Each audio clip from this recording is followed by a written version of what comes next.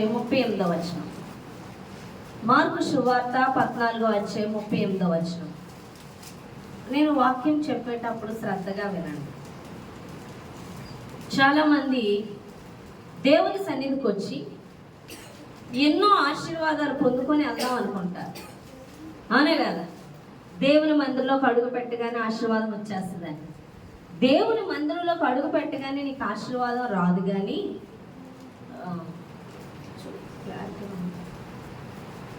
దేవుని మందిరంలోకి అడుగు పెట్టగానే నీకు ఆశీర్వాదం రాదు. కానీ దేవుని వాక్యముని విని గ్రహించి వెళ్ళినప్పుడే నీకు వస్తుంది.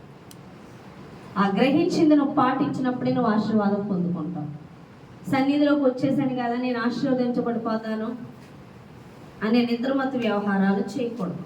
చాలామంది చర్చిలకు వస్తారు, వెనకాల కూర్చొని నిద్రపోతూ ఉంటారు. మళ్ళీ ఇంటి దగ్గర వాళ్ళకి చెప్తారు, మేము చర్చికి వెళ్ళిపోతున్నాం. వచ్చి అక్కడ చేసేది ఏంటంటే నిద్రపోవడం, ఇంటి దగ్గర కబుర్లు ఆడుకోవడం. ఏం విన్నావు అంటే ఏముండదు, ఏం గ్రహించేవు అంటే ఏముండదు, ఏమీ తెలియదు. అందుకే వాళ్ళ జీవితాల్లో ఏమీ ఉండవు. నువ్వు దేవుని యొద్దకు వచ్చి ఉన్నావంటే చెప్పిన ప్రతి పాయింట్ మిస్ అవ్వకుండా విన్నా. నువ్వు ఎంతగా గ్రహిస్తే అంతగా నీకు ఆశీర్వాదం ఉంటుంది. అర్థమవుతుందా? వాటి వాక్యమును వినువారై మాత్రమే కాకుండా గ్రహించువారై ఆ ప్రకారం జీవించువారై ఉండాలని దేవుడు మాట్లాడుతున్నాడు. లూకా సువార్త, మార్కు సువార్త, మార్కు 14:30 చదవండి. మీరు శోధనలో ప్రవేశించకుండానట్లు మెలకుగా ఉండి ప్రార్థన చేయుడి. ఆత్మ సిద్ధమే గాని శరీరము బలహీనమని పేతురుతో చెప్పి తిరిగిపోయి. చాలమ్మా, హల్లెలూయా. 14వ అధ్యాయం 38వ వచనంలో దేవుడు చెప్తున్న వాటి ఏంటంటే, మీరు శోధనలో ప్రవేశించకుండానట్లు మెలకువగా ఉండి ప్రార్థన చేయుడి. హల్లెలూయా. మీరు శోధనలో, వినండి జాగ్రత్తగా, మీరు శోధనలో ప్రవేశించకుండానట్లు మెలకువగా ఉండి ప్రార్థన చేయండి. ఈ వాక్యము చాలా మందికి అర్థం కాదు. శోధనలో ప్రవేశించుకుంటున్నట్లు మెలకు కలిగి ప్రార్థన చేయడం ఏంటబ్బా అనుకుంటూ ఉంటారు. అవునా కదా? నేను కొన్ని విషయాలు చెప్తాను. అది ఏంటంటే, చాలా మందికి మనలో, ఇప్పుడు నేనున్నానా, నాలో శరీరం బయట కనిపిస్తుంది. అవునా? మీకు శరీరం కనబడుతుంది. ఇంకోటి, నేను బ్రతికే ఉన్నాను, మాట్లాడుతున్నాను, అందుకే నాలో ప్రాణం ఉంది. ఓకే. ఇంకోటి మనకు కనబడింది ఆత్మ ఉంది. మళ్ళీ ఏముంది? ఆత్మ ఉంది. మనలో మాత్రమే ఉంది. జంతువులకి, పక్షులకి జీవం ఉంది, ఆత్మ లేదు. అర్థమైందా? ఎందుకని ఆత్మ లేదంటే, దేవుడు అన్నింటినీ నోటి మాట చేత కలుగ చేశాను. అవన్నీ కూడా సృష్టింపబడ్డాయి. కానీ మనల్ని తన స్వహస్తాలతో తన స్వరూపంలో, తన రూపంలో మనల్ని చేశాడు. అంటే ఆయనలా కాళ్ళు, చేతులు ఇంకా మనలా ఉంటారన్నమాట. ఆయన దేవుడు అనేవాడు. అలా చేసి, మట్టితో చేసి, ఆయన ఏం చేశాడో తెలుసా? తన నోటితో జీవవాయువును మన ముక్కుల్లోంచి వెళ్ళేలా, నాసికారంధ్రముల గుండా వెళ్ళేలాగా ఊదాడు. అదే ఆత్మ. ఆత్మ మన శరీరాన్ని తాగ్గానే మనకి ప్రాణం వచ్చింది. ఆ జీవం వచ్చింది. ఆ జీవం మనల్ని తాగ్గానే మనం బ్రతికేమన్నమాట. హల్లెలూయా. అర్థమైంది? అంటే మనలో 3 ఉన్నాయి: ప్రాణము, ఆత్మ, శరీరం. ఈ ఆత్మ గురించి ఎవ్వరూ ఆలోచించరు. ఉదయం లెగిసిన నుంచి చచ్చే వరకు దేని గురించి ఆలోచిస్తారంటే, ఈ శరీరం గురించి, ప్రాణం గురించి ఆలోచిస్తారు, కానీ ఆత్మ గురించి ఆలోచించరు. కానీ ఎవరికైనా ఈ శరీరము నశించిపోవలసిందే. ఎవడ ఈ శరీరంలో ఉండడు. శాశ్వతమైంది ఏంటయ్యా అంటే ఆత్మ. దేవుడు ఆత్మస్వరూపి. దేవుడు ఆత్మలో ఉంటాడు, ఆత్మరూపంలో ఉంటాడు. అందుకే ఆయనకు రూపం వేసేస్తూ ఉంటారు, ఊహించేసి ఊహా చిత్రాలు. యేసుప్రభు వారి ఫోటోలు. ఎవరికన్నా ఏసై మీద భక్తి ఉందంటే ఎక్కడైనా బొమ్మ కనిపించగానే వెళ్ళి అక్కడ ఒక పువ్వు తెలిగించేసి ఉప్పు పెట్టేస్తూ ఉంటారు. హల్లెలూయా. యేసుప్రభు వారు ఆత్మస్వరూపి దేవుడు. ఆ రూపంలోనే ఉండరు. ఆయన ఆత్మలో ఉన్నారు, ఆత్మస్వరూపి అయి ఉన్నాడు ఆయన. కాబట్టి ఆయన్ని మనం అబ్బా తండ్రి అని మోకాళ్ళేసి ప్రార్థించాలి తప్ప ఆయన ఫోటోలు మనకి ఎల్లప్పుడూ చిన్నప్పటి నుంచి వచ్చిన అలవాటు, ఫోటోకి ఒక అగరత్తు అనే కదా, ఒక పువ్వు పెట్టడం అలవాటు. ఈయనకి కూడా ఒక పువ్వు, ఒక కొవ్వొత్తు వెలిగించేయడాలు అలవాటు చేసుకుంటారు. మళ్ళీ పెద్ద మొక్కులు మొక్కుతారు. ఇది రావాల్సింది 1 లక్ష 2 లక్షలు రావాలంటే ఇందులో కొవ్వొత్తు వెలిగిస్తాడంటే ఏంటో ఆయనకు లాభం. అర్థమవుందా? నీ గుడికి వచ్చి నేను ఒక కొవ్వొత్తు వెలిగించేస్తా, అబ్బా నువ్వు వెలిగించకపోతే ఇంకా అక్కడ మరి ఇది లేదు, అవునా కదా?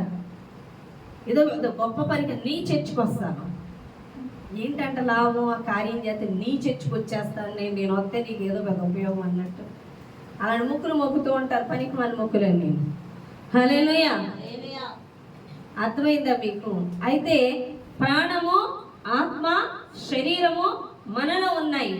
మనం ఎంతసేపు శరీరము ప్రాణము గురించి ఆలోచిస్తాం తప్ప ఆత్మ గురించి ఆలోచించకుండా మనం తెలిసి తెలియని మాటలు మాట్లాడతాం. ఏమని? మనం చచ్చిపోతామని, ఆత్మ పాపం చేస్తే నరకానికి పోతుందని, మంచి చేస్తే దేవుడి దగ్గర పోతుందని అంటాం. ఏం పోతుంది? ఆత్మ. మరి ఎప్పుడైనా ఆత్మ గురించి, నా ఆత్మ సంగతి ఏంటని ఆలోచించావా? ఆలోచించం. మాట్లాడతాం కానీ ఆలోచించము. అది ఆలోచింపచేసి ఆ ఆత్మ గురించి మాట్లాడడానికి యేసు ప్రభువారు వచ్చారు. ఎందుకనంటే నీ దేహము నశించిపోతేమో కానీ ఆత్మకి చావు లేదు. అయితే అది నరకానికన్నా వెళ్ళాలి లేదా దేవుని దగ్గరికన్నా. నరకం అంటే యుగ యుగాలు అగ్నిగుండంలో కాలాలి, ఆ అగ్ని ఆరదంట, ఈ ఆత్మ చావదంట, కాలుతూనే ఉంటదంట. ఆత్మని చంపే, ఆ ఆత్మని కాల్చే అగ్ని నరకం అంట. అర్థమైందా మీకు ఇక్కడికి? హల్లెలూయా. ఆ నరక బాధ మీరు తట్టుకోలేరని మీరు ఈ భూమి మీద ఉండగానే ఈ ఆత్మలను సిద్ధపరచడానికి దేవుడు వచ్చాడు. అర్థమవుతుందా? హల్లెలూయా. ఈ ఆత్మ సంగతి ఎందుకు మనం మర్చిపోయాము అంటే, మనల్ని దేవుడు అనాది అప్పుడే ఆదాముని అవ్వని సృష్టించినప్పుడు దేవుడు ఆత్మను, ప్రాణమును, శరీరాన్ని ఇచ్చాడుగా. స్టార్టింగ్లో దేవుడు ఆత్మస్వరూపి కాబట్టి వచ్చినప్పుడు మాట్లాడుకునేవారు. ఎవరు? స్టార్టింగ్లో సృష్టించిన ఆదాము అవ్వ దేవుడు. ఎందుకంటే ఎల్లో ఆత్మ ఉంది కాబట్టి ఆత్మదేవుని స్వరం వినగలిగేది. అయితే దేవుడు ఒక పండు తినొద్దన్నాడు. ఈ కథ అందరికీ తెలుసుగా. తినొద్దన్న పండు తినేలాగా శాతానిగా చేశాడు. ఎప్పుడైతే తిన్నారో దినమున చచ్చిపోతావు అన్నాడు. ఎలా చచ్చిపోయారు? ఆత్మలో చనిపోయారన్నమాట. ఆత్మ చలనము లేనిదైపోయింది. ఇప్పుడు నువ్వు మనం చచ్చిపోయావు అనుకో, పిలిస్తే పలుకుతావా? అలా లోన ఆత్మ చచ్చిపోయింది. అందుకే దేవుడు పిలిస్తే దేవునితో సహవాసం చేసే సహవాసాన్ని కోల్పోయాడు. ఆత్మలో చలనము లేదు. ఎందుకు లేదంటే దేవుడు చేయొద్దన్న పని చేసినందువలన ఆత్మయందు దేవునితో దూరం అయిపోయారు. ఆత్మలో చలనము పోయింది. ఏమన్నా అర్థమైంది ఇక్కడ దాకా? కొంచెమన్నా, కొద్దిగా అర్థమైందా? మనలో ఆత్మ, ప్రాణము, శరీరం ఉంటాయని, ఆత్మ దేవుని స్వరం వినాలంటే మనలో ఆత్మ బతికుండాలని, ఈ ఆత్మ చనిపోయిన స్థితిలోకి వెళ్ళిపోయిందని. ఎందుకు వెళ్ళిపోయిందయ్యా అంటే తినొద్దన్న పండు, దేవుడు చేయొద్దన్న పని చేయడం వల్ల. ఓకేనా? ఇప్పుడు మరలా దేవుడు మనతో సహవాసం ఏర్పరచుకొని మనతో మాట్లాడి మనల్ని దేవుడికి దూరం చేసి మనల్ని నాశనం చేయడానికి చూస్తున్న శాతాన్ని నుంచి విడిపించాలని యేసు ప్రభువారు ఈ లోకానికి వచ్చారు. హల్లెలూయా. అందుకే యేసు ప్రభువారు ఏమంటున్నారంటే, నేనే మార్గము, నేనే సత్యము, నేనే జీవము. జీవం అంటే ఏంటి? బ్రతికించడం. వాక్యాలు విన్నారు ఎప్పుడైనా? బ్రతికించు వాక్యము అని ఉంటుంది. దేన్ని బ్రతికించు? నీలో ఆత్మను బ్రతికించు వాక్యము. అర్థమవుతుందా? జీవమిచ్చు ఆత్మ, బ్రతికించు ఆత్మ. హల్లెలూయా. యేసు ప్రభువారి లోకానికి వచ్చారు. ఎవరైతే యేసు ప్రభువారిని మాత్రమే నమ్ముతారో వారిలో ఆత్మ చలనం మొదలవుతుంది. హల్లెలూయా. వారిలో ఆత్మ బ్రతకడం మొదలవుతుంది. దేవుని స్వరం వినడం మొదలవుతుంది. అందుకే యేసు ప్రభువారిని నమ్ముకోవాలి. యేసు ప్రభువారిని అంగీకరించి నువ్వు ప్రేమించి నువ్వు యాక్సెప్ట్ చేస్తే నీలో ఆత్మ జీవించడం మొదలవుతుంది. హల్లెలూయా. చాలా మంది యేసు ప్రభువుని నమ్ముకున్నా అంటారు, అస్సలు ఆ యేసు ప్రభువుని ఏమి నమ్ముకోరు. వాళ్ళు చాలా యేసు ప్రభువుని నమ్ముతున్నా అనుకుంటారు, కానీ హృదయంలోకి చోటు ఎవరికి ఇస్తారంటే ఈ లోకంలో ఉన్న వాటి మీద, మనుషుల మీద ఇష్టాలను చూపెడతారు తప్ప దేవుని ప్రేమించడు. యేసయ్య నీలోకి రావాలంటే ఆయన్ని విస్తారంగా ప్రేమించాలి. ఎంత ప్రేమించాలంటే యేసయ్య కోసం ఏదైనా నాకు అవసరం లేదు, నాకు నువ్వే కావాలన్నంతగా ప్రేమించినప్పుడు, ఆయన హత్తుకున్నప్పుడు, ఆయన స్వీకరించినప్పుడు నీలో ఆత్మ బ్రతుకుతుంది. హల్లెలూయా. అప్పుడు మనం బాప్తిజం తీసుకోవాలి, రక్షణ తీసుకోవాలి, మారు మనసు పొందుకోవాలి, పరిశుద్ధాత్మను పొందుకోవాలి. అయితే యేసు ఈ లోకానికి వచ్చినప్పుడు యేసు కూడా మనకి మాదిరి చూపించడానికి ఆయన కూడా బాప్తిజం తీసుకున్నారు. అదే మత్తయి సువార్త 3వ అధ్యాయంలో అంతా చూడండి. మత్తయి సువార్త 3వ అధ్యాయం 16వ వచనం నుంచి చూడండి. మత్తయి సువార్త 3వ అధ్యాయం 16వ వచనం నుంచి. యేసు బాప్తిజము పొందిన వెంటనే నీళ్ళలో నుండి ఒడ్డునకు వచ్చెను. ఇదిగో ఆకాశం తెరవబడెను. దేవుని ఆత్మ పామును వలె దిగి తన మీదకి వచ్చుట చూచెను. మరియు ఇదిగో ఈయన నా ప్రియ కుమారుడు, ఈయన యందు నేను ఆనందించునని ఒక శబ్దం ఆకాశం నుండి వచ్చెను. అప్పుడు యేసు అపవాది చేత శోధింపబడుటకు ఆత్మ వలన అరణ్యమునకు కొనుక్కోబడెను. 40 దినములు 40 రాత్రులు ఉపవాసం ఉండిన పిమ్మట ఆయన ఆకలి కొనగా ఆ శోధకుడు ఆయన యొద్దకు వచ్చి, నీవు దేవుని కుమారుడవైతే ఈ రాళ్ళు రొట్టె అన్నట్లు ఆజ్ఞాపించమనెను. చాలమ్మా. హల్లెలూయా. యేసు ప్రభువు బాప్తిజం పొందాక ఏం చేశారు? ఒడ్డుకొచ్చారు. రాగానే ఆయన మీదకి ఏం వాలింది? పరిశుద్ధాత్మ వాలింది. అప్పుడు దేవుడు ఏమన్నాడు తెలుసా? ఈయన నా ప్రియ కుమారుడు అన్నాడు. అంటే యేసు ప్రభువు బాప్తిజం పొందుకున్నారు, పరిశుద్ధాత్మను పొందేసుకున్నారు. తర్వాత అపవాది చేత చూడండి, అప్పుడు యేసు అపవాది చేత శోధింపబడ్డాక ఆత్మ వలన అరణ్యమునకు కొనుక్కోబడెను. అక్కడ 40 దినములు పగలు రాత్రి ఉపవాసం ఉండి ప్రార్థన చేశాను. 40 దినములు అయిపోయాక శోధకుడు వచ్చి, అప్పుడు ఆయన ఆకలి కొనక 40 దినములు అయిపోయాక ఉపవాసాలు అయ్యాక ఆకలి వేస్తుందంట. ఆ సమయంలో అపవాదిగాడు అక్కడికి వచ్చి, నీవు దేవుని కుమారుడు అయితే ఈ రాళ్లను రొట్టెగా మార్చు అంటే యేసు ప్రభువు అన్నారు, మనుషుడు రొట్టె వల్ల కాదు కానీ దేవుని నోట నుండి వచ్చి ప్రతి మాట వలన జీవించను అన్నాడు. హల్లెలూయా. మీరు అందరికీ తెలుసు కదా, దేవునికి స్తోత్రం. ఇప్పుడు జాగ్రత్తగా వినండి. మనల్ని శ్రమలకు గురి చేస్తున్నది ఎవరు? అపవాదిగాడు. ఆ రోజు ఆదాము చేత అవ్వ చేత చెయ్యొద్దు, దేవుడు ఏది చెయ్యొద్దన్నాడో అది చేయించి, ఏ పండు తినొద్దన్నాడో తినిపించి, పాపము చేపించి, తర్వాత మనుషుని చిత్రవదలు చేస్తున్నది ఎవరంటే అపవాదిగాడు. అవునా కదా? హల్లెలూయా. ఈ అపవాదిగాడు మన మీద దాడి చేయకుండానట్లు, అవునా కదా? మనం మారు మనసు రక్షణ పొందేసుకుంటే పరలోక రాజ్యానికి అర్హత పొందేసుకుంటున్నాం అనుకుంటున్నాం. అయితే యేసు ప్రభువు వారి దగ్గరికి మనం యేసయ్యను నమ్ముకున్నప్పుడు మన ఆత్మ బతుకుతుంది. పరిశుద్ధాత్మను పొందుకున్నప్పుడు మన ఆత్మ శక్తితో నింపబడింది. ఓకేనా? ఆత్మ వరకు పని జరిగింది, కానీ శరీరములో పని జరగలేదు. హల్లెలూయా. ఆత్మ వరకు పని జరిగింది, శరీరములో పని జరగలేదు. నువ్వు ఇంకా శరీరములోనే ఉన్నావు. నువ్వు యేసు ప్రభువుని నమ్ముకోకముందు, యేసు పరిశుద్ధాత్మను పొందుకోకముందు నువ్వు ఆత్మలో బతికి ఉండనందున అపవాది చెప్పినవన్నీ చేసుకుంటూ, నీకు నచ్చినవి, నీ శరీరానికి నచ్చినవన్నీ చేసుకుంటూ వచ్చావు. అవునా కదా? ఇప్పుడు బాప్తిజం తీసుకున్నావు అనుకో, ఇప్పుడు మారు మనసు పొందుకున్నావు, ఇప్పుడు నీ ఆత్మ శుద్ధీకరించబడింది, నీ ఆత్మ బలపడింది. కానీ నీ శరీరం ఇంకా కూడా నువ్వు ఇంకా శరీరంలో నన్ను, నీ శరీరంలో కార్యము జరగలేదు. అర్థమైందా? ఇప్పుడు శాతానికి ఈ ఆత్మను మరలా చంపేయాలంటే మరలా నీ శరీరం కావాలి. ఇప్పుడు శాతాను కొంచెం ఉంటుంది ఏంటంటే, ఏది చెయ్యొద్దని దేవుడు అంటున్నాడో అదే చేయడానికి శరీరాన్ని ప్రేరేపిస్తుంది. అలా ప్రేరేపించడానికి నీ అవసరత ఏంటో చూస్తుంది. ఎలా అంటే 40 రోజులు యేసు ప్రభువు ఉపవాసం ఉన్నారు. 40 రోజులు ఉపవాసం ఉన్నాక ఆయనకు ఆకలి వేస్తుందా ఏదా? ఇదే సమయంలో ఈ ఆకలిని అదునుగా తీసుకొని శోధించడం. శోధన అంటే చేయకూడదు అనుకున్న పని చేయించేలా చేయడం. అర్థమవుతుందా? ఈ యొక్క ఆకలి కొని ఉన్నాడు. ఆ ఉపవాసం ఉన్నాక ఎవరికైనా ఆకలి వేస్తుంది. ఆ బలహీనత అంటే ఈ ఆకలి మీద నువ్వు ఏదైనా తినేయడానికి సిద్ధంగా ఉంటావు, అంత ఆకలి కొని ఉన్నావు. ఆ సమయంలో సాతాను వచ్చి అంటుంది, నువ్వు దేవుని కుమారుడు అయితే ఈ రాళ్లను రొట్టెగా మార్చుకొని తినాలి. ఇది సాతాను చెప్పిన మాట. అప్పుడు యేసుప్రభువు వారు, నేను దేవుని కుమారుణ్ణే, మార్చేస్తాను అని చెప్పి మార్చాడా? మార్చలా. సాతాను మాట ఒక్కటి కూడా మనం వినకూడదు. ఎందుకంటే దేవుడు ఒక మాట చెప్తున్నాడు. యాకోబు రాసిన పత్రిక, యాకోబు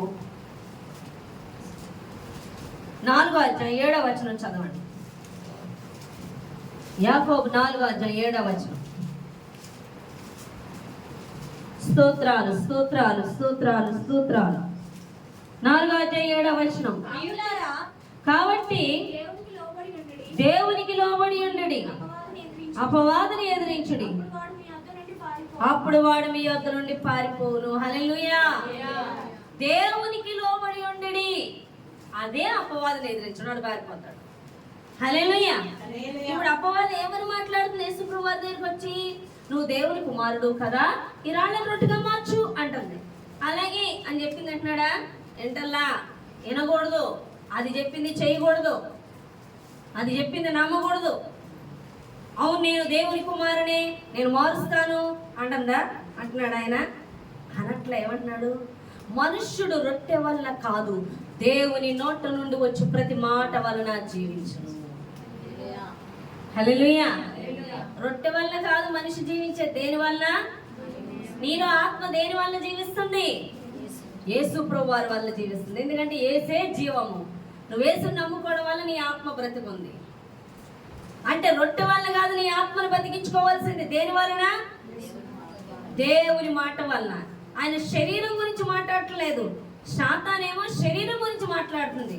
నువ్వు రొట్టె తిని నీ ఆకలి తీర్చుకొని. యేసుప్రభువు వారేమో ఆత్మను గురించి మాట్లాడుతున్నాడు. అంటే శరీరము నిష్ప్రయోజనమైంది. శరీరమును గురించి మాట్లాడడానికి యేసుప్రభువు వారు రాలేదు. నీ ఆత్మ బతకాలంటే ఆత్మ చెప్పిన మాటే వినాలి అని. ఈ రొట్టె చెప్పినట్టు తిన్నాడు అనుకో, ఈయన ఆత్మ చచ్చిపోద్ది. ఈయన ఆత్మ గురించి మాట్లాడుతున్నాడు. ఏమని? నీ ఆత్మ జీవించాలంటే అది దేవుని నోట నుండి వచ్చి మాటే వినాలి, ఇక ఏ మాట వినకూడదని చెప్తున్నాడు. హల్లెలూయా. అంటే మనం ఏ విధంగా ఉండాలి? లోక మాటలన్నీ ఎక్కించుకొని అవి చేసే విధంగా ఉండకూడదు. కొంతమంది అంతే, ఏదన్నా సమస్య ఇరుగు పొరుగు వాళ్ళు వీళ్ళు అందరినీ పోగేసుకొని అందరి మాటలు చెవి ఎగుతారు. నాశనం అయిపోతావు. నువ్వు నేను వినవలసిన మాట దేవుని యొద్దకి రావాలి. ఎవరి యొద్దకి రావాలి? దేవుని యొద్దకి రావాలి. సాతాను ఏం చేస్తుంది? శరీరంలో ప్రేరేపిస్తుంది రొట్టె తినడానికి. ఆ రోజు కూడా ఆదాము అవని పండు తినడానికి ప్రేరేపించి ఆత్మని చంపేసింది. ఈ రోజు శరీర విషయంలో నిన్ను శోధించి నీ ఆత్మీయతను చంపేస్తుంది. లోబడిపోతాం. శరీర విషయాల్లో ఈజీగా లోబడిపోతాం. యేసుప్రభువు వారు ఆ శోధన ఎదుర్కొని జయించి చూపించారు. అక్కడ ఆయన పరిస్థితి ఏంటో తెలుసా? 40 రోజులు ఉపవాసం ఉన్నారు. ఆకలి మీద ఉంటారు. తిండి తినాలి అన్న ఆశతో ఉంటారు. వాళ్ళ బలహీనత అది. అదే టైంలో ఆ బలహీనతను పట్టుకొని రొట్టె తినడాన్ని ప్రేరేపిస్తే దేవుడు అంటున్నాడు, ఆత్మ గురించి మాట్లాడుతున్నాడు. నేను శరీర విషయంలో సాతాను శోధిస్తున్నప్పుడు నీ ఆత్మ గురించి ఆలోచించే వ్యక్తివై ఉండాలి. నిన్ను సాతాను ప్రేరేపిస్తున్నప్పుడు దానికి లోబడిపో. మరుదినము నీ ఆత్మ చచ్చిన స్థితిలోకి వెళ్ళిపోతుందన్న సంగతి మర్చిపోకు. నువ్వు ఎప్పుడైతే సాతాను ప్రేరేపిస్తే దాన్ని ఎదిరించి ఆత్మకి లోబడతావో, దేవుని మాటకు లోబడతావు, నీ ఆత్మ బ్రతికించుకుంటావు. నువ్వు దినము నీ ఆత్మను బ్రతికించుకుంటూ ఉండాలి, కానీ శరీరాన్ని కాదు. నీ ఆత్మను బ్రతికించుకుంటూ ఉన్నప్పుడే శరీరపరంగా దీవించబడతావు. అందుకే ప్రియుడా, నువ్వు ఆత్మలో వర్ధిల్లుచున్న కొద్ది అన్ని విషయాల్లో దీవించబడతావని నీ ఆత్మను జీవింపజేసుకోవడానికి ప్రయత్నించాలి. అందుకే యేసుప్రభువు వారు అంటున్నారు, రొట్టె గురించి మాట్లాడుతుంటే ఆయన ఆత్మ గురించి మాట్లాడుతున్నాడు. దేవుని నోట నుండి వచ్చు ప్రతి మాట. అంటే ఈ మాట వల్ల నీ శరీరం జీవిస్తుందని కాదు, నీ ఆత్మ సంగతి మాట్లాడుతున్నాడు యేసుప్రభువు వారు. ఎంతమందికి అర్థమైంది? హల్లెలూయా, హల్లెలూయా. ఏం చేస్తుంది? శోధకుడాడు నీ శరీరాన్ని ప్రేరేపిస్తాడు. ఈరోజు చాలా మంది బాప్తిసం తీసేసుకుంటారు. పరిశుద్ధాత్మ వచ్చిందంటే టప టప టప టప కొట్టేసుకుంటారు. నాకు ఆత్మ వచ్చేసింది అంటారు. బయటికి వెళ్ళి అన్నిటికీ లోబడిపోవడమే. ఏది దేవుడు చెయ్యొద్దని మాట్లాడుతున్నాడో అవన్నీ చేశాడు. ఎందుకంటే అవిశ్వాసికి విశ్వాసితో పొత్తెక్కడ పాలెక్కడని దేవుడు మాట్లాడుతున్నాడు. అవిశ్వాసులు అంటే దేవుణ్ణి యాక్సెప్ట్ చేయని వాళ్ళు, విశ్వాసులు అంటే దేవుణ్ణి అంగీకరించిన వాళ్ళు. అవిశ్వాసులు అంటే దేవుణ్ణి అంగీకరించని వాళ్ళు. వాళ్ళు చెప్పే పనులన్నీ ఈ విశ్వాసులు చేస్తూ ఉంటారు. ఏమవుతుందో తెలుసా? నీ ఆత్మీయతను కోల్పోతారు. వాళ్ళతో స్నేహాలు చేస్తూ ఉంటారు. వాళ్ళతో స్నేహం అంటే మామూలు స్నేహం కాదు. వాళ్ళు దానికి ప్రతిదానికి లోబడిపోయినారు. సపోజ్ నువ్వు మంచి విశ్వాసి, ఆడ అవిశ్వాసి, నీకు బాగా పొత్తు ఎక్కువైపోయింది. నీకు దేవుడు చెప్పేది చేయట్లే, ఆడ చెప్పేది చేస్తున్నావు. ఆడు రారా సినిమా కంటే పోతావు, ఆడు రారా ఆడు బయటకు వెళ్దామంటే పోతావు, ఆడు ఏం చెప్తే అది చేస్తావు, ఆడు తాగుదామంటే తాగుతావు, ఆడు ఆడదామంటే ఆడదాం, ఆడు పాడదామంటే పాడతావు. అంటే నువ్వు అవిశ్వాసి చెప్పుతున్నట్లుగా చేస్తున్నావు. ఆ అవిశ్వాసిని వాడుకుంటున్నది ఎవరంటే దురాత్మ. ఆ దురాత్మ చెప్పినట్టు నువ్వు చేసేస్తూ ఉన్నావు. అమ్మో వాళ్ళు ఏమనుకుంటారు, అమ్మో వీళ్ళు బాధపడతారేమో, అమ్మో వాళ్ళు బాధపడతారేమో, అక్కడికి వెళ్ళకపోతే వాళ్ళు ఏమనుకుంటారు, ఇక్కడికి వెళ్ళకపోతే వీళ్ళు ఏమనుకుంటారు అని మనుషుల్ని సంతోష పెట్టడానికి చూస్తూ ఉంటావు. అప్పుడు నువ్వెవరికి లోబడుతున్నావు తెలుసా? అపవాదికి లోబడుతున్నావు. నీ ఆత్మను చచ్చిన స్థితిలోకి నువ్వే నడిపించుకుంటున్నావు. ఇంకోటి శాతాన్ని ఏమంటుందో తెలుసా? ఎత్తైన కొండ మీదకి తీసుకెళ్ళి సకల రాజ్యాలు చూపించి, నువ్వు నా కాళ్ళకు ముఖ్యం అనుకో, ఈ రాజ్యాలన్నీ నీకు ఇస్తాను, నేను అధికారిగా చేస్తాను, స్త్రీలని డబ్బుని అన్నీ ఇస్తాను.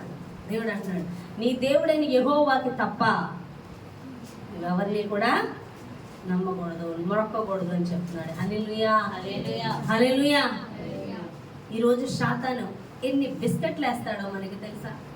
నువ్వు మందిరానికి వచ్చేటప్పుడే ఆదివారం, నిన్న ఆదివారం మందిరానికి రానివ్వకుండా నీకు అనేకమైన లాభాలైనవి, నీకు ఉపయోగకరమైనవి, నీకు దీవెనకరమైన బిస్కెట్లు నీ ముందేస్తూ ఉంటాడు. ఈరోజు పని ఉందని ఆగిపోతావు. ఈరోజు దేవుడి కన్నా నీకు పని ఎక్కువ, దేవుడి కన్నా నీకు అది ఎక్కువ. దేవుడు 6 రోజులు మనకి ఇచ్చి 7వ రోజు విశ్రాంతి దినముగా చేసుకొని మీరు నా సన్నిధిలో గడపాలి, ఖచ్చితంగా నా సన్నిధిలో మీరు ఉండాలని ఆయన ఆజ్ఞాపిస్తున్నారు. 1 గంట ఆయన దగ్గర ఉండడానికి బాధపడిపోతాం. రోజులెల్లా మన లోకంలోనే జీవిస్తాం. ఈ 1 గంట దేవుని సన్నిధిలో ఉండడానికి బాధపడిపోతాం.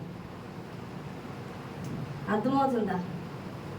మనం ఎవరికి లోబడుతున్నాం? దేవునికి లోబడుతున్నామా? అపవాదిని మనం జయించాలంటే మనం చేయవలసింది ఏంటో తెలుసా? దేవునికి లోబడి ఉండాలి. దేవునికి చెప్పిందే చెయ్యాలి. అపవాదికి నువ్వు రక్షణ తీసేసుకున్నంత మాత్రాన, పరిశుద్ధాత్మను పొందుకున్నంత మాత్రం నీ దగ్గరికి రాడు అనుకోకు. నీ శరీరము చాలడికి, నీ శరీరాన్ని శోధిస్తూ ఉంటాడు. నీకు ఏది అవసరమో అవసరాన్ని బట్టి ఆట ఆడిస్తాడు. నీకు డబ్బు అవసరమా, ఆడిస్తాడు ఒక ఆట.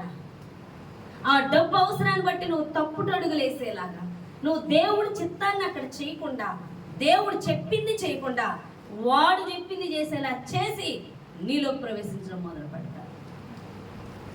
లేదా నీకు బట్టల పిచ్చ, బంగారం పిచ్చ, శరీరపు పిచ్చ, అందం పిచ్చ, మాటల పిచ్చ, సినిమాల పిచ్చ, టీవీలు పిచ్చ, ఫోన్లు పిచ్చ, నీకే పిచ్చుంటే ఆ పిచ్చిలో పడేస్తాడు నేను శాతంగా. నీ శరీరాన్ని బంధిస్తాడు. శాతానికి కావాల్సింది శరీరం. అందుకే బాప్తిసం తీసేసుకొని పరిశుద్ధాత్మ వేసుకొని ఎగేసుకొని పరిచర్యకి వెళ్ళిపోదాం అంటే కుదరదు. పరిచర్యకి వెళ్ళిన చోట బలమైన కార్యాలు జరగాలంటే నువ్వు చేయవలసింది నీ శరీరాన్ని నలగొట్టుకోవాలి. నీ శరీరం శాతాను చేత శోధింపబడకుండా ఆ శోధనలను జయించాలి. ఆ శోధనలు జయించాలి అంటే పౌలు అంటున్నాడు, నా శరీరమును నా ఆత్మ మీద అధికారం చేయకుండా ఉపవాసం ఉండి దాన్ని నలగొట్టుకుంటున్నాను అన్నాడు. ఎందుకు నలగొట్టుకున్నాడు అంటే యేసు ప్రభువారు 40 దినాలు ఉపవాసం ఉండి శరీరాన్ని శోధిస్తున్న దురాత్మను జయించి, శరీర శోధనలో జయించి అప్పుడు పరిచర్యకి వెళ్ళాడు. అప్పుడు మనుషుల్లో ఉన్న దురాత్మలు పారిపోవడం, స్వస్థతలో రావడం, అద్భుతాలు జరగడం, విన్న వాక్యాన్ని అంగీకరించి కన్నీరు కార్చడం, లోబడడం, సన్నిధికి రావడం జరుగుతుంది అన్నమాట. హల్లెలూయా. కాబట్టి బాప్తిసం తీసేసుకొని రక్షణ పొంది పరిశుద్ధాత్మను పొందేసుకొని మనం పరిచర్య చేసేద్దాం, లేకపోతే సువార్త చెప్పేద్దాం, లేకపోతే ఇంట్లో వాళ్ళు మార్చేద్దాం. ఇంట్లో వాళ్ళు వచ్చేయండి అంటే వచ్చేత్తలేదేంటి అంటారు. ఎందుకు వస్తారు? దేనికి వస్తారు? నువ్వు దేవునికి లోబడి అపవాదం ఎదిరిస్తే వస్తారు. నువ్వు ఎక్కడ ఎదిరిస్తున్నావు? ఎదిరించడం అంటే ఏంటి? ఏదైతే దేవుడు చెయ్యొద్దని, లోక సంగతులు ఏవైతే చెయ్యొద్దని దేవుడు మాట్లాడుతున్నాడు, అది నువ్వు చేస్తున్నప్పుడు అపవాదికి లోబడిపోవడం వల్ల దేవుని శక్తి నీలో పనిచేయట్లేదు. నువ్వు ఎప్పుడైతే దేవునికి లోబడతావో అప్పుడు అపవాది బంధకాల్లో ఉన్న వాళ్ళు విడిపించబడతారు. ఏ విధంగా విడిపించబడతారో చెప్తాను. అది కూడా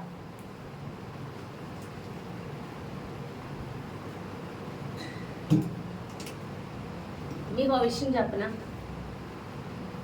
ఇప్పుడు ఇక్కడ నేను స్విచ్ చేస్తే లైట్ వెలుగుతుంది, అవునా? ఈ స్విచ్ ఆపేసాను అనుకోండి, ఆరిపోద్దా? ఆరిపోయి, అవునా కదా? ఆరిపోద్ది. మొత్తం లైట్లు తీసేస్తే చీకటి అయిపోద్ది, అంధకారం అయిపోద్ది. నేను స్విచ్ చేస్తే ఈ లైట్ వెలుగుతుంది, అవునా? ఈ గదిలో లైట్ లేదు. ఇప్పుడు ఇక్కడ ఒక స్విచ్ చేశాను, ఆ గదిలో కూడా వెళ్ళి నేను స్విచ్ చేస్తే లైట్ వెలుగుతుంది. చీకటికున్న గదిలోకి వెళ్ళి, అవునా? నేను స్విచ్ చేస్తే వెలుగుతుంది, నేను స్విచ్ చేయకపోతే వెలగదు, అవునా కదా? లేకపోతే చీకటి ఉంటుంది, అవునా? లోకం అంతా కూడా చీకటి కమ్ముకొని ఉంది. దేవుడు ఎందుకు చీకటి కమ్ముకొని ఉంది లోకమంతా అంటే, లోకమంతా శాతాంతో నింపేసుకున్నారు హృదయాలు. దేవుడితో సహవాసం వద్దు వాళ్ళకి, దెయ్యాలతోనే సహవాసం కావాలి. చాలా మంది అనుకుంటారు, నేను ఒక పాయింట్ చెప్దాం అనుకుంటున్నాను మీకు గ్రహింపు రావడానికి. దెయ్యాలంటే ఎవరు? దెయ్యాలంటే ఎవరు? చచ్చిపోయిన వాళ్ళ? చచ్చిపోయిన వాళ్ళ దెయ్యాలంటే? దెయ్యాలంటే చచ్చిపోయిన వాళ్ళు కాదు. చచ్చిపోయిన వాళ్ళు దెయ్యాలు అవ్వరు. నువ్వు చచ్చిపోతే నువ్వు దెయ్యాలు అవుతా ఏంటి? దెయ్యాలు కాదు చచ్చిపోయిన వాళ్ళు. చచ్చిపోయిన ఆత్మలు భూమి మీద ఉండడానికి అధికారం లేదు. బైబిల్ అంతా చదివితే అర్థమవుతుంది. లూకా శుభవార్తలో ధనవంతుడు లాజరు చనిపోయినప్పుడు ధనవంతుడు అంటాడు, భూమి మీద ఉన్నంతసేపు నిన్ను జ్ఞాపకం తెచ్చుకోలేదు ప్రభువా, చచ్చేక నాకు తెలుస్తుంది ఇక్కడ నరకంలో కాలుతూ ఉంటే నా అన్నదమ్ములు భూమి మీద ఉన్నారు, ఒకసారి వెళ్ళి వాళ్ళకి చెప్తాను, వాళ్ళు నాలాగే మూర్ఖుల్లా తయారయ్యారంటే భూమి మీదకి వెళ్ళే అధికారం నీకు లేదు. ప్రవక్తలు ఉన్నారు దేవుడి గురించి చెప్పడానికి, నరకం గురించి చెప్పడానికి, పరలోక రాజ్యం గురించి చెప్పడానికి. ఎవడు వింటాడో వాడు పరలోక రాజ్యం వస్తాడు, వినకపోయినాడు పోతాడు నరకానికి అని చెప్తాడు. పంపడు. మరి నిజంగా వాళ్ళు దెయ్యాలైతే ఎంతమంది పొడిచి చంపేస్తున్నారండి, అవునా? న్యూస్లు ఎగదొస్తున్నాగా. ఒక ఆవిడైతే వాళ్ళ ఆయన్ని ఎన్నో లక్షలు ఇచ్చి కూలిచ్చి చంపించేసింది. అప్పుడు ఆడ ఆత్మ బయటకు వచ్చేసి అతని ఆత్మ దెయ్యమైపోయి ఆ రాత్రి కాలం వెళ్ళి హుసేయిన్ చంపేవన్నీ వెళ్ళి పీకి నొక్కేశాడా? ఆ చంపిన వాళ్ళని వేటాడి చంపేశాడా? కొన్ని మూవీస్లో చూపిస్తారుగా, చచ్చిపోయినట్టు ఆత్మలు వేసినట్టు పగ తీర్చుకుంది. నిజమా అది? ఈ వెళ్ళి చూస్తాడు ఆ సినిమా తీసినాడు. మనకి ఏ ఎక్కుతాయి తెలుసా? అయ్యే ఎక్కుతాయి. నోరు వదిలేసి చూద్దాం అంతే. పక్కిదిలో ఎవడో చచ్చిపోయి ఆత్మహత్య చేసుకో, అమ్మో వచ్చేసింది దెయ్యం. నేను అడిగాను, తిట్టేనే ఏంటి ఎప్పుడన్నా? అమ్మో. హల్లెలూయా, అవునా కదా? ఆలోచిస్తారా లేదా? చచ్చిపోయిన దెయ్యాలు అయితే భూమి మీద పోలీసులు అవసరం లేదు, అయ్యే చంపేసుకుంటాయి వచ్చి. హల్లెలూయా. అది వచ్చి పీక నొక్కక్కర్లేదు, కనబడితే సార్ చచ్చిపోతాడు వీడు, అవునే కదా? పీక నొక్కాలా, ఆ దెయ్యం వచ్చి కనపడగానే డామ్ అంటాడు వీడు, అవునా కదా? చచ్చిపోయిన వాళ్ళు దెయ్యాలు కాదండి. మరి ఎవడు ఈ సాతాను? సాతాను ఎవడు అంటే, దేవుడు సృష్టించిన అనేక దేవదూతల్లో ప్రధాన దూతలు ఉన్నాయి. అందులో లూసిఫర్, గాబ్రియేల్, మిఖాయేల్ అనే ప్రధాన దూతలు ఉన్నాయి. అందులో లూసిఫర్ అనే దేవదూత ఆరాధికుడు, ఆరాధన జరిపించేవాడంట, దేవునికి చాలా ఆనందించేసేవాడంట.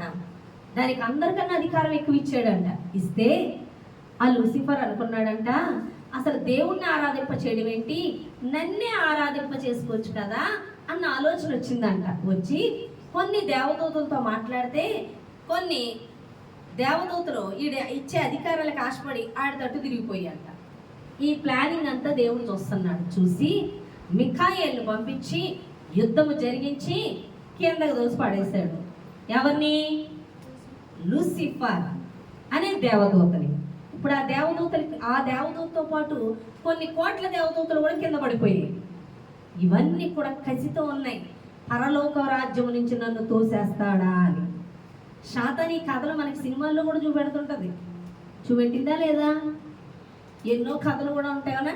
ఓ డబ్బున్న కూడా ఒకటి చారదీయడం, ఆయన చూడడం, ఆడు ఏదో ఒక తప్పు చేయడు, ఆస్తి కాజేయాలని ఆయన బయటికి దోశాడు, నన్ను బయటికి దోసేస్తాడని పగబట్టి ఆడి పిల్లల్ని బాంబేట్ చెప్పేయడాలు చూసారా?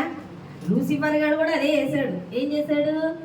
నన్ను తోసేస్తాడా పరలోక రాజ్యంలో ఉండకుండా అంటే, మనం ఆయన పిల్లలు మనల్ని సృష్టించుకున్నాడు, మనల్ని చంపేయడానికి ఆడి ప్లాన్. మనల్ని ఎలా చంపుతాడు? దగ్గరకు వచ్చి చంపలేడు. మన వేలు తీసుకొని మన కంట్లో మనమే పొడి చేసుకుని ఇలా చేస్తాడు. ఎలా చేస్తాడు? చాలా మంది పొడి చేసుకుంటున్నారు. ఎలా పొడి చేసుకుంటున్నారు? మంచి సినిమా సూపర్ స్టార్ ఎవడో ఒకటి కనపడతాడు, అంతే 100 రూపాయలు 1000 రూపాయలు పెట్టుకుని డబ్బులు పోతాడు. పోయి కూర్చొని ఆస్వాదిస్తూ చూస్తాడు. ఈడి కళ్ళతో ఈడే ఏలు పొడి చేసుకున్నాడు. అవునే కదా? అబద్ధాలు ఆడతారు, మోసాలు చేస్తారు, వ్యభిచారం చేస్తారు. అర్థమవుతుందా? భూతులు మాట్లాడతారు, యేసు ప్రభువుని నమ్మరు, వాళ్ళకి ఇష్టం వచ్చిన రీతిలో భక్తి చేస్తూ ఉంటారు. అర్థమవుతుందా? ఇలా అనేక పనులు చేస్తూ వారి కళ్ళతో వాళ్ళ ఏలుతో వాళ్ళే కళ్ళు పొడుచుకుని ఇలా శాతాన్ని ప్రేరేపించి, ఇదిగో నీ బిడ్డలు చూడు ఎలా నాశనం చేస్తున్నాను, వాళ్ళు నాకే లోబడి నేను చెప్పిన ఏదో పనులన్నీ చేస్తున్నారని ఆయనకి చూపిస్తుంటే ఆయన దుఃఖపడుతూ ఉంటాడు. అర్థమైందా? హల్లెలూయా. ఈ శాతానిగాడు వచ్చి మాట్లాడుతూ ఉంటాడు. నువ్వు వింటే నేను మొన్న చచ్చిపోయిన అప్పారావుని, నిన్న చచ్చిపోయిన అంకాళమ్మని. అర్థమవుతుందా? అదిగో అక్కడ వెలిసింది నేనే, అక్కడ నిలిచింది నేనే, చాలా చెప్తుంటది. నువ్వు విన్నావంటే ఇంకా చెప్తుంది. ఎందుకంటే యేసుప్రభువు వారు కూడా చెప్పింది ఏమని? నీకు ఆ రాజ్యం ఇస్తాను, నీకు ఆ డబ్బు ఇస్తాను, నా కాళ్ళు మొక్కు అంటాను. నీకు చెప్తుంది, ఏయ్ నా వాడు కొట్టు, నీ వాడు ఇస్తానని చెప్తుంది. ఓ దీవించేస్తానంటారు. హల్లెలూయా. దీవించబడుతున్నారు పాప చాలా మంది దాని కాళ్ళు మొక్కడం వల్ల ఎక్కడికి వెళ్తారు? ఆత్మ నశించిపోతుంది, నరకానికి పోతారు. ఎంతమందికి అర్థమైంది చెప్పేది? హల్లెలూయా. శాతాన్ అలాగే చెప్తుంది. శాతాన్ గారి మాటలు అబద్ధికుడు, వాడి పేరు ఇంకోటి ఏంటి? అబద్ధికుడు. అబద్ధాలు వినడానికి వెళ్ళకూడదు. అబద్ధికుడు మాటలు, ఏ నోర్మి శాతానా హరిగణించాను.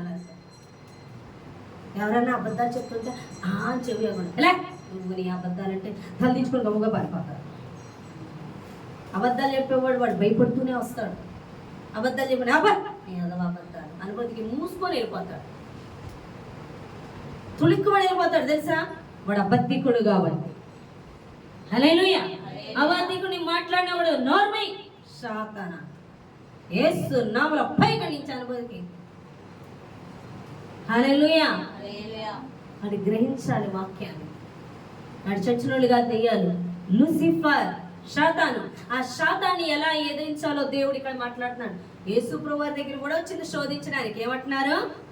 రొట్టె వల్ల కాదు, దేవుని నోట నుండి వచ్చు మాట వల్ల జీవిస్తాను. నీ కాళ్ళకి మ్రొక్కను, తండ్రి అయిన దేవునికి తప్ప ఎవరికి మ్రొక్కకూడదు అని యేసు ప్రభువారు శోధిస్తుంటే జయించారు. అలా జయించి దేవునికి లోబడటం వల్ల అభిషేకం దిగింది, శరీరంలో ఆయన జయించారు. కాబట్టి పరిచర్యకి వెళ్తుంటే శరీరంలో బంధింపబడిన వారిని విడిపించారు, దురాత్మలతో బంధింపబడిన వారిని విడిపించారు, రోగుల్ని స్వస్థపరిచారు. సువార్త ప్రకటిస్తుంటే వారికి మారు మనసు కలిగి అనేకులు ఆయన్ని వెంబడించడం జరిగింది. హల్లెలూయా. ఈ రోజు నేను ఎవరికి చెప్తుంటే సువార్త ఎవరో కదంటం లేదంట. ఎందుకు కదులుతారు? వాళ్ళు కదలాలి అంటే నువ్వు శరీరాన్ని జయించాలి. హల్లెలూయా. ఈ శరీరం చెప్పినట్టు నువ్వు వెళ్ళిపోయేవే అనుకో, శాతాన్ని శోధిస్తుంది. సరిగ్గా నువ్వు వెళ్ళకూడదు అనుకుంటావు.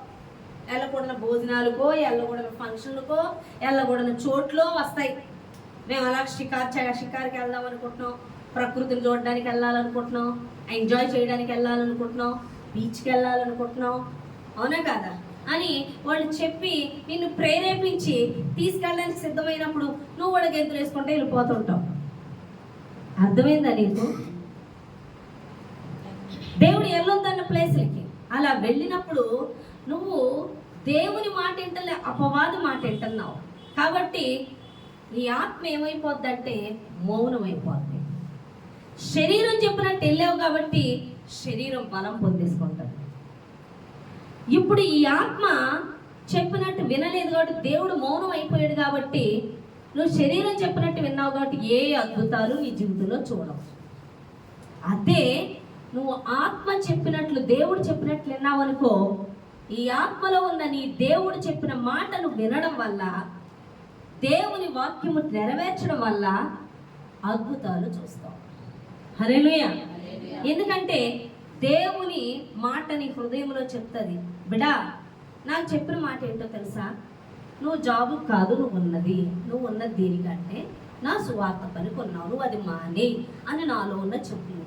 శరీరం ఏం చెప్తుంది? జాబ్ చేసుకో, జాబ్ చేస్తూ పరిచర్య చేయొచ్చు, నువ్వు జాబ్ చేస్తూ ఆ జాబ్ చేసిన డబ్బులు పరిచర్యకి ఇవ్వచ్చు. ఎలా గడుస్తుంది ఇంట్లో, ఎలా వస్తుంది, నీ భర్తను సంతోషపెట్టు, నువ్వు మనుషులు సంతోషపెట్టు అని మాట్లాడుతూ ఉంది. కానీ దేవుడు అంటున్నాడు, నువ్వు నా మాట విని నువ్వు మాని నేను నిన్ను పోషిస్తానని నాతో మాట్లాడాడు. ఇప్పుడు నేను ఎవరి మాట విన్నాను? శరీరం మాట వినలేదు, దేవుని మాట విన్నాను. ఇప్పుడు ఆ మాట నేను విన్నాను కదా, నేనేమయ్యాను తెలుసా? దేవుని మాటకు లోబట్టడం వల్ల అపవాదుని ఎదిరించాను అన్నమాట. శరీరాన్ని ప్రేరేపిస్తున్నా దురాత్మని ఎదిరించి నేను దేవుని మాట విన్నాను. హల్లెలూయా. అదే శరీరం చెప్పినట్టు నేను చేస్తాను అనుకో, దేవుణ్ణి ఎదిరించాను, అపవాది మాట విన్నాను. అపవాది మాట విన్నప్పుడు అభిషేకం కోల్పోతాం. అపవాది అధికారమే మన మీద ఉంటుంది. లేదు, నాకు దేవుడు చెప్పినట్టు నేను చేస్తానని నేను లోబడ్డాను కదా, జాబ్ మానేసి నేను పరిచర్యకు ఉన్నాను కదా, నా మీద అభిషేకం దిగిపోయింది. హల్లెలూయా. నాలో నుండి దేవుని వెలుగు ఇతరుల మీదకి ప్రకాశించడం మొదలైంది. ఇప్పుడు నేను సువార్త ప్రకటిస్తుంటే మారు మనసులు కలుగుతున్నాయి అంగీకరించిన వాళ్ళు. హల్లెలూయా. దేవుణ్ణి అంగీకరించిన వాళ్ళకి మారు మనసు కలుగుతుంది. ఎలా అంటే, మీరు ఒక దీపాన్ని వెలిగించాలనుకోండి, ప్రమిదలో చిన్నది లేకపోతే ఒక గిన్నెలో కానీ నూనె పోసి ఒత్తి వెలిగిస్తారు, అవునా?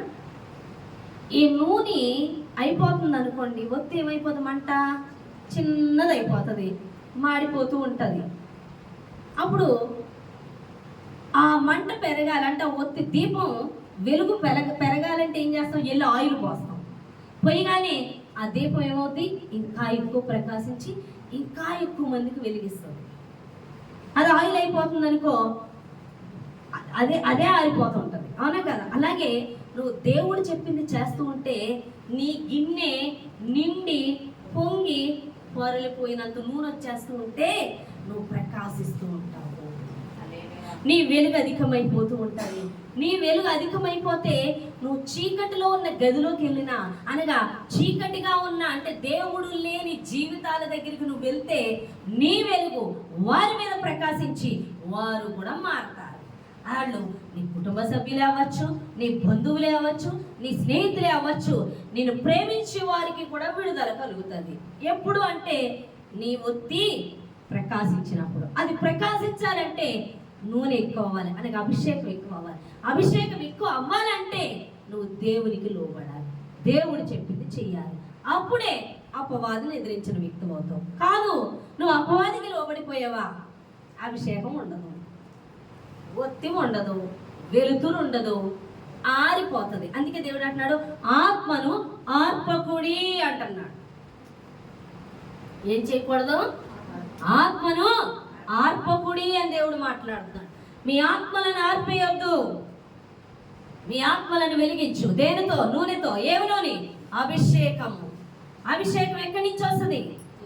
నీ ఆత్మను ఆర్పకుండా ఉండాలంటే అభిషేకం ఉండాలి, నూనె ఉండాలి. అంటే అభిషేకం అంటే ఏంటి? నువ్వు దేవునికి లోబడాలి. అర్థమవుతుందా? నువ్వు దేవునికి లోబడుతూ ఉండాలి. అపవాదిని దేవునికి లోబడితే అపవాదిని ఎదిరించినట్టే కాదు. ఆడు చెప్తున్నట్టు విన్నావా? పడిపోయినట్టే. అందుకే కుటుంబాల్లో చాలా మంది జీవితాల్లో అపవాది దాడి చేస్తున్నాడు. ఎక్కడ దాడి చేస్తున్నాడు అంటే నువ్వు దేవునికి లోబడక, నువ్వు దేవుడు చెప్పింది చేయక, నువ్వు మనుషులు చెప్పేది చేస్తున్నావు, నువ్వు అనుకున్నది చేస్తున్నావు. నీ అవసరత ఏంటో, నీ పరిస్థితి ఏంటో, నీ సమస్య ఏంటో దాన్ని బట్టి సాతాను నీ దగ్గరకు వస్తుంది, నీతో మాట్లాడుతుంది, శరీరంలో నిన్ను ప్రేరేపిస్తుంది. ఆహా, ఇది నాకు వచ్చిన మంచి అవకాశం అని చెప్పి నువ్వు పడిపోతున్నావు దానిలో. సాతాను ఆహా నాకు మంచి అవకాశం వచ్చింది అని సాతాను రొట్టెను తినమంటే యేసుప్రభువు వారు తిన్నారా? లేదు, ఎదిరించారు. నీ అవకాశాన్ని బట్టి సాతాను ఏం చేస్తాడంటే నేను వాడుకోవడం మొదలెడుతుంది. నీకు డబ్బు అవసరమా? నీ శరీరం అవసరమా? నీకు తిండి అవసరమా? నీకు బట్టలు అవసరమా? నీ అవసరతను బట్టి సాతాను నిన్ను శోధించడానికి వస్తుంది. ఆ శోధనలో నువ్వు పడిపోయినప్పుడు వాక్యము నెరవేర్చక నీ ఆత్మ మారిపోతుంది. లేదు, అపవాది చెప్పింది వెనుక దేవుడు చెప్పిందే నేను చేస్తానన్నప్పుడు ఈ శరీరాన్ని ఓడించావు. ఈ ఆత్మ చెప్పిందేని ఆ వాక్కును బయటికి విడుదల చేసి యేసుప్రభువు వారు ఏమన్నారు? దేవుడు చెప్పిందే చెయ్యాలి కానీ నువ్వు చెప్పింది చేయడానికి నేను లేను అన్న మాట బయటికి విడుదల చేయగానే అక్కడ దేవుని శక్తి విడుదల అవడం మొదలైంది. నీ ద్వారా అద్భుతాలు, ఆశ్చర్యాలు నీ మాట విడుదల అవగానే జరగాలి అంటే నీ శరీరాన్ని జయించినప్పుడే ఈ వాక్కు దీన్ని నోరు మూయించి బయటకు వస్తుంది. ఒక్కొక్కరు ఎన్ని శరీరపు మాటలే మాట్లాడతారు. దేవుడి దగ్గరకు వచ్చి కూడా శరీర సంబంధమైన మాటలే మాట్లాడతారు. ఏం బాగుంది, మా బతుకులు ఏం బాగున్నాయి, ఇది పరిస్థితి బాగాలేదు, అది పరిస్థితి బాగాలేదు, ఈ పరిస్థితి బాగాలేదు, ఎలాగుంది మా జీవితం, అలాగుంది మా జీవితాన్ని మాట్లాడతారు. వాళ్ళు శరీర సంబంధులుగానే ఉన్నారు. వాళ్ళు శరీరంతో బంధింపబడి ఆత్మను నోరు మూయించేస్తున్నారు. అదే ఆత్మ సంబంధులైతే ఎన్ని శ్రమలున్నా అంటారు, ఈ శ్రమలు నన్నేమీ చేయలేవు, నాతో దేవుడు ఉన్నాడు, నా పక్షాన్ని దేవుడు ఉన్నాడు, నా పక్షాన్ని విజయం ఇస్తాడు అంటే ఈ శరీరాన్ని దాటుకొని ఈ వాక్కు బయటకు వస్తుంది, ఆత్మ సంబంధమైన వాక్కు బయటకు వస్తుంది. అక్కడ అద్భుతాలు, ఆశ్చర్యాలు జరుగుతాయి. మందిరాలకు వచ్చి కూడా చాలా అవిధేయపు పాటలు, శరీర సంబంధమైన మాటలు మాట్లాడతారు. మాకేం జరగలేదు, దేవుడు ఏం చేయట్లేదు, మాకు శోధనలు ఎక్కువైపోతున్నాయి, మాకు బాధలు ఎక్కువైపోతున్నాయి, మాకు ఇరుకులు ఎక్కువైపోతున్నాయి, మాకు ఇబ్బందులు ఎక్కువైపోతున్నాయి అని మాట్లాడతారు. కానీ లేదు, మా దేవుడు సజీవుడు, మా దేవుడు సర్వశక్తిమంతుడు, ఆయన నమ్మితే, ఆయన ప్రార్థిస్తే నా పక్షాన అద్భుతాలు చేయవాడే ఉన్నాడు, చేస్తాడు, నేను విశ్వాసంతో ఎదురు చూస్తానని మాట్లాడతారు. వాళ్ళు ఆత్మ సంబంధులు. వాళ్ళు దేవుని వాక్కును ఈ శరీరాన్ని తొక్కి బయటికి విడుదల చేస్తారు. మాట్లాడిస్తుంది సాతాను, అదే మాట్లాడిస్తుంది. దేవుడి దగ్గరికి వెళ్ళేవే, ఏం జరిగింది నీకు అంటారు. వెంటనే అవును ఏం జరిగింది అనుకుంటా. ఏం జరగాలి? ఒక్కోసారి ఎన్నోసార్లు మా అమ్మ ద్వారా శాంతాలను శోధించి మాట్లాడే, యేసు ప్రభువుని నమ్ముకున్నావుగా, మరి నీకెందుకు ఇలా జరిగింది, నీకెందుకు ఇంకా పిల్లలు పుట్టలేదు, నీకెందుకు అలా జరిగింది అని అడిగి. నువ్వు మాట్లాడక ఎక్కువ, నువ్వు ఎక్కువ మాట్లాడకు. నా దేవుడికి ఏం చేయాలో నాకు తెలుసు, నాకు అవసరమైతే ఇస్తాడు, లేకపోతే లేదు. ఎక్కువ మాట్లాడుతున్నావేంటి? ఎదిరించేసేదా? అర్థమవుతుందా మీకు? హల్లెలూయా. నా ఎడలి ఏది దేవుడి చిత్తం అదే చేస్తాడు. అవును కదా అని కృంగిపోయి ఒక ఏడు పేడ మొదలు పెట్టానా? హల్లెలూయా. ఇంకో పాయింట్, యేసు ప్రభువు ఇక్కడ ఎందుకు ఉపవాసం ఉన్నారు చెప్పండి? ఉపవాసం దేనికున్నారు? శరీరాన్ని నలగగొట్టుకొని దేవుని వాక్కును విడుదల చేస్తున్నారు. అవునా కదా? ఈరోజు ఉపవాస ప్రార్థనలు ఎలా మొదలెడతారంటే, ఒక పని అవ్వలేదు, మనకి పని అవ్వలేదు కదా, ఉపవాసం ఉండి దాని కొరకు అదే పరిగణ ప్రార్థన చేయాలి. నువ్వు శరీరంలో నలపబడినప్పుడు నువ్వు ఎంత ప్రార్థన చేసినా అక్కడ జరగదు. ముందు నువ్వు శరీరంలో శోధనను జయించినట్లుగా నీ శరీరాన్ని నలగొట్టుకోవాలి. పౌలు అదే అంటున్నాడు, నా శరీరంలో ఉపవాసముతో ఆత్మ చెప్పే మాటే చేయడానికి, శరీరం చెప్పింది చేయకుండా దీన్ని అణచడానికి నేను ఉపవాసం అంటున్నాను. దీన్ని బలపరచడానికి కాదు, ఆత్మను బలపరచడానికి నేను ఉపవాసం ఉంటున్నాను. హల్లెలూయా. మన ఉపవాస ప్రార్థన మన ఆత్మలను సిద్ధపరచుకోవాలి, మన ఆత్మలను వాక్యంతో నింపుకోవాలి. ఆత్మ చెప్పుతున్న సంగతులు వినాలి, ఆత్మ చెప్పుతున్న మాటలు బయటికి విడుదల చేయాలి తప్ప శరీరాన్ని ప్రేరేపిస్తూ సాతాను నీతో పది విధాలుగా నీతో మాట్లాడుతుంది, నీ ద్వారానే మాట్లాడుతుంది, చుట్టూ మనుషుల ద్వారా మాట్లాడుతుంది, పరిస్థితులను కల్పించి మాట్లాడుతుంది. ఆ మాటలు వినడానికి కాదు నువ్వు ఉన్నది, నువ్వు దేవుని మాటలు వినడానికి ఉన్నావు. అందుకే నీ శరీరం పద్దాక నీకు చుట్టూ ఉన్న పరిస్థితులను కానీ నీ సమస్యలను కానీ నీకు చూపిస్తున్నప్పుడు నువ్వు ఉపవాసం ఉండి ప్రార్థన చేయాలి. నీ శరీరాన్ని నలగొట్టుకోవాలి. నీ శరీరం చెప్పుతున్నది వినడానికి కాకుండా ఆత్మ చెప్పుతున్నది వినడానికి నువ్వు నీ శరీరాన్ని నలగొట్టుకోవడానికి ఉపవాసం ఉండాలి. ఎక్కువ శాతాన్ని మాటలు వినకుండా వాక్యములోను ప్రార్థనలోను పరిశుద్ధుల సహవాసమందు సంఘ సహవాసమందు ఉండాలి. అలా ఉన్నప్పుడు అపవాది మాటలు వినకుండా దేవుని మాట విని అది నమ్మి నాకు దేవుడి విధంగా విడుదలిస్తాడు, నన్ను ఈ విధంగా ఆశీర్దిస్తానన్నాడని ఆ మాటలు విడుదల చేసినప్పుడు నీలో నుండి ప్రభావం బయటకు వచ్చి అక్కడ చీకటి తొలగింపబడి శాతాను పారిపోయి అక్కడికి అద్భుతం జరుగుతుంది. హల్లెలూయా. అది జరగాలంటే దేవుడు చెప్తున్నది ఏంటో విను, వినడానికి చెవి.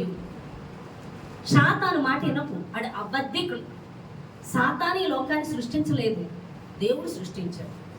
సాతాను ఏమైందో తెలుసా, దాన్ని తల చితగదొక్కేశాడు యేసుప్రభువు. సిలువలో ఆయన మరణించి దాని బలమంతటి తీసేశాడు. మీరు పావును చంపారనుకోండి, పావు చచ్చాక కూడా తోక చాలాసేపు ఆడిస్తుంది తెలుసా, భయపడిపోతా దగ్గరికి వెళ్ళడానికి కూడా. ప్రస్తుతం శాతాను తల ఎప్పుడో దేవుడి చేత కొట్టాడు, తోక ఆడిస్తాడు. హల్లెలూయా. ఏం చేస్తుంది? దాని మాటలు వినడం కాదు, దాన్ని ఎదిరించు, దేవునికి లోబడు. హల్లెలూయా. ఎంతమందికి అర్థమై చెప్పిన మాటలు అర్థమవుతున్నాయా? చెప్పినవి అర్థమవుతున్నాయా? హల్లెలూయా. మనలో ప్రాణము, ఆత్మ, శరీరం ఉన్నాయి. శరీరంలో సాతాను నిన్నెల్లప్పుడు శోధించడానికి చూస్తుంది, దేవుడు చేయొద్దన్న పనులే చేయించడానికి చూస్తుంది. దానికి లోబడ్డావా? పూర్తిగా నువ్వు బాప్తిసం పొందుకొని పరిశుద్ధాత్మను పొందుకున్నా సరే ఆత్మ చల్లారిపోద్ది. అందుకే ఆత్మను ఆర్పొద్దని చెప్తున్నాడు దేవుడు. నీ ఆత్మను వెలిగించాలి. నీ ఆత్మను చీకటిలో ఉన్న వారికి నువ్వు వెలుగై ఉండి అనేకులకు వెలుగుగా ఉండాలంటే నీ ఆత్మను వెలిగిస్తూ ఉండాలి. ఒక దీపం వెలగాలంటే నూనె అవసరం. నూనె అనగా అభిషేకము. నీ మీద నిత్యం అభిషేకం ఉన్నప్పుడు నువ్వు వెలుగుతూ అనేకులకు వెలుగుగా ఉంటావు. అలా ఉండాలి అంటే, నీ దీపం వెలగాలంటే, నీకు నూనె ఉండాలి అంటే నువ్వు దేవునికి లోబడాలి. ఆ లోబడటంలోనే అభిషేకం ఉంటుంది. అర్థమైందా? సౌలు దేవుడు చెప్పినట్టు లోబడక అభిషేకాన్ని పోగొట్టుకున్నాడు. లోబడినటువంటి దావీదు మీదకి వెళ్ళి నూనె పోసి అభిషేకించమన్నాడు. చెప్పింది చేయమని అందుకే చెప్తున్నానే, అమ్మా దేవుడు చెప్పింది చెయ్యండి, లేదా అభిషేకం కోల్పోతారు. జాగ్రత్త, అభిషేకమే మిమ్మల్ని కాపాడుతుంది. అభిషేకం లేదనుకోండి మన జీవితాలు ఏమైపోతాయో తెలియదు. మొన్న ఫ్లైట్ కూలిపోయిందోనే కదా, ఒక ఫ్లైట్ ఎక్కారంటే వాళ్ళు, నాకు తెలిసి మంచి జాబ్ హోల్డర్స్ ఉండొచ్చు, మంచి ధనవంతులై ఉండొచ్చు, గొప్ప గొప్ప కుటుంబాలై ఉండొచ్చు. బహుశా నువ్వు అలా ఫ్లైట్ ఎక్కుతుంటే వాళ్ళని చూసి, వాళ్ళు ఎంత అదృష్టవంతులు, వాళ్ళు ఫ్లైట్ ఎక్కారు, వాళ్ళు ఎంత అదృష్టవంతులు, లండన్ చూడగలుగుతున్నారు, వాళ్ళు ఎంత అదృష్టవంతులు, వాళ్ళు మంచి జాబులు చేసుకుంటున్నారు, వాళ్ళు ఎంతమంది అదృష్టవంతులు, వాళ్ళు మంచి ఎడ్యుకేషన్ కలిగి ఉన్నారు అని అంటారు. ఈరోజు బ్రతికున్న వాళ్ళలో నువ్వు ఉన్నావు, కానీ ఆ అదృష్టవంతులు అనుకుంటున్నా నువ్వు వాళ్ళు ఉన్నారా? అది వాళ్ళకు అదృష్టమా? కాదు కాదు. అదృష్టం అనేది ఏంటంటే అన్ని ఉండడం వల్ల కాదు, దేవుని కలిగి ఉండడం వల్ల. హల్లెలూయా. నువ్వు ఏమీ లేకపోయినా దేవుడు నిన్ను పోషించగలడు, నిన్ను ఆదరించగలడు, నిన్ను కాపాడగలడు. చూడండి, అందులోంచి ఒక వ్యక్తి పడిపోయాడంట. వాళ్ళు అన్నారు దూకేసానన్నాడు. ఏంటి దూకేయడానికి? అదేమైనా బైక్? అది దూకేయడానికి ఆ వ్యక్తి చెప్తుంది ఏంటంటే నేను కళ్ళు తెరిచి చూడకపోతే అంబులెన్స్లో ఉన్నాను అంటున్నాడు. ఏం జరిగిందో నాకే తెలియదు అంటున్నాడు. తెలీదు, బయట పడేసింది దేవుడు. మంటల్లోంచి కూడా, అగ్నిగుండం నుంచి కూడా కాపాడగలను అని నిరూపించాడు దేవుడు. అలనాడు షడ్రకు మేషకు అబెద్నెగో అని. ఇప్పుడు ఈ వ్యక్తిని నేను చెప్తా, మాంసపు ముద్దలే అర్థం కావట్లేదు, మసిబొగ్గులు అయిపోతే సజీవంగా ఒకళ్ళు బయటపడేశాడు దేవుడు. షడ్రకు మేషకు అబెద్నెగోల్ని అందులో పడేస్తే పడేసిన వాళ్ళు కాలిపోయారు. పడ్డ ముగ్గురు కూడా తల వెంట్రుకైనా కావాలి, వాళ్ళు బయటకు వచ్చారు. మన ఈ వ్యక్తిని పాపం మోడీ గారు పరామర్శించారు, అవునా కదా? తల వెంట్రుకైనా కాలిందా?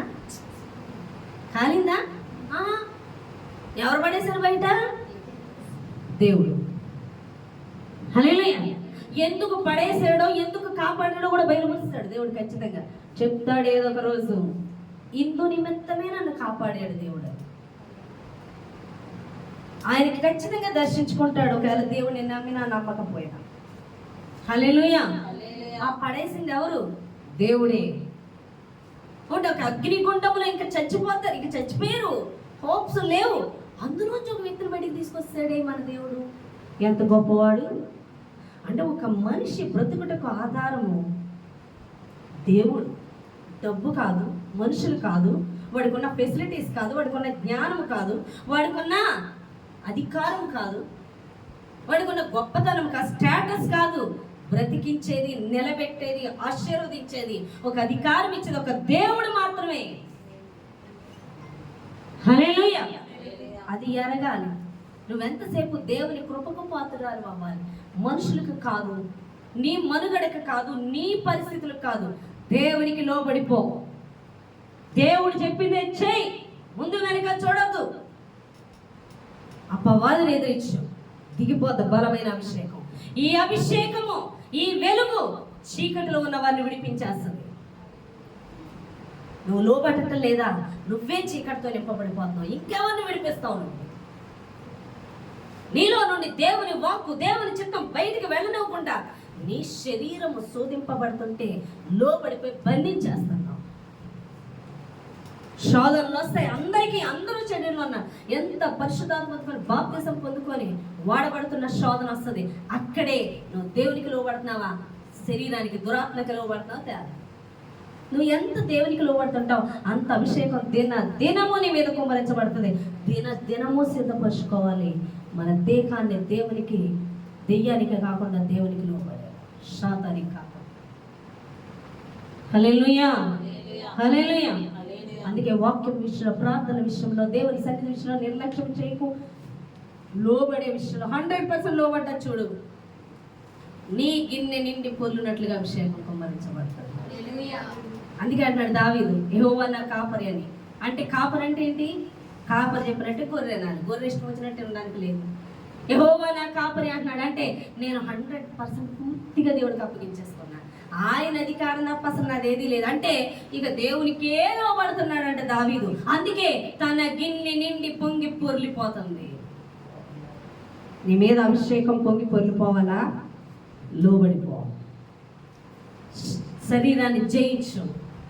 అప్పుడు నీ చుట్టూ ఉన్నవారు నువ్వు చెప్పేవాళ్ళు మారుతారు.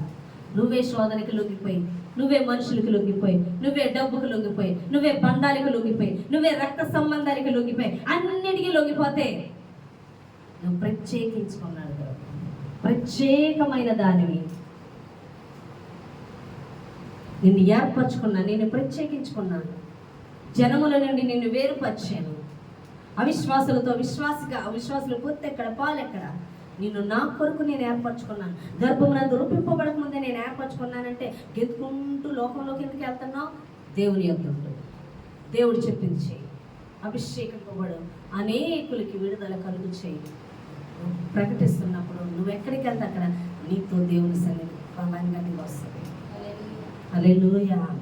శాతానుగాడు మనల్ని ఏం చేయలేడు. నీలో యేసు ఉన్నాడు. ఆ యేసు చెప్పింది విని చెయ్యి, వాడు పారిపోతాడు.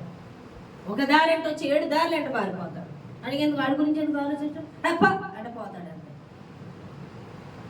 ఎవరి మాట వినాలి? నీలో దేవుడు నిన్నేం చేయమని చెప్తున్నాడో అది చేయి చాలు.